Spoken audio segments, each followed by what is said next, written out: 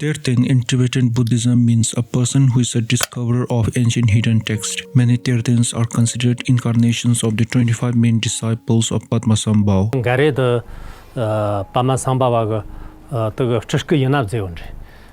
Tati Padmasambhava zirga tani tariga chirizero. Ta semga tenya shtoge dana taga Guru Padmasambhava tari jar manja na yang tani sachak jang ranga tariga semga tenya shtog sarti te tari khtertun de long tanje timoyan yore. In Tibetan Buddhism, it is believed that there will be 100 great Tertöns and 1000 minor Tertöns. Dharma are various forms of hidden teachings that are key to Tibetan Buddhism. There are two types of Dharma, earth Dharmas and mind Dharmas. Earth Dharmas are physical objects that may include texts, ritual instruments, relics, or other sacred items. Mind Dharmas are discovered within the mind stream of the Tertön and consist of visionary teachings or spiritual insights. Sangye Lama and Dropeng Wonshe were the first Tertöns in Tibetan history. Since then, there has been hundreds of Tertöns from many parts of the world, but there were 5 very important and widely recognized Tertöns. They were known as 5 sovereigns or 5 Tertön kings. Nyangral Nima Wezer, Guru Chuang, Dorje Lingpa, Pema Lingpa, Jamyang Khense Wangpo.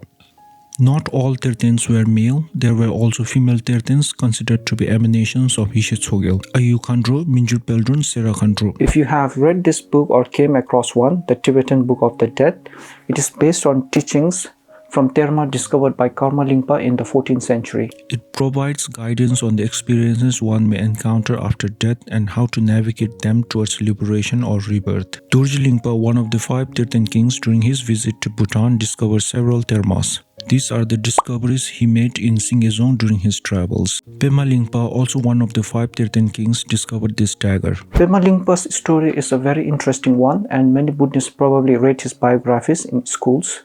Long ago, in the lush valleys of Bhutan, there lived a blacksmith named Pema Lingpa. He was no ordinary man. He possessed extraordinary abilities from a young age.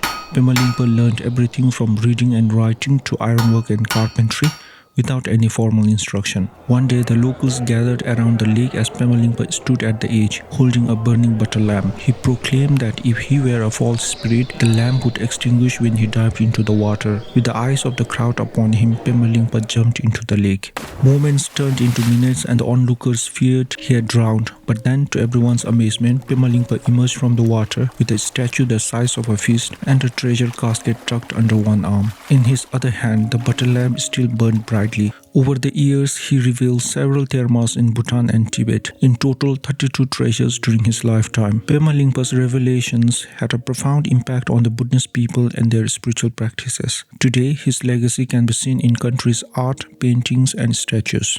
Recently, the tradition of discovering and interpreting Termas has been subject to various controversies. Critics have questioned whether certain Termas were genuinely ancient or if they were created by the Tertön. The revelation of Termas has sometimes been intertwined with political power struggle. There have been instances where the discovery of Termas has been criticized for being economically exploited.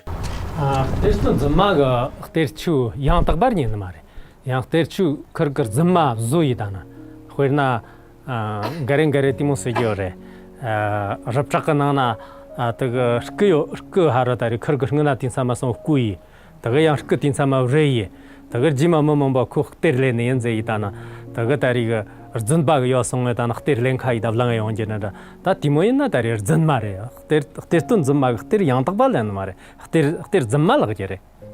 In the tradition of Tibetan Buddhism, several safeguards are in place to prevent the misuse of Termas. Termas are often linked to a specific spiritual lineage and their use is overseen by recognized lineage holders. The acceptance of Termas usually require a consensus within the community, which acts as a check against misuse. Termas often require specific empowerments and oral transmissions from qualified teachers. Scholars and practitioners with deep understanding of the teachings critically examine new Termas. Termas are sometimes subjected to scriptural tests to verify their consistency with the Dharma and to ensure that they align with established teachings.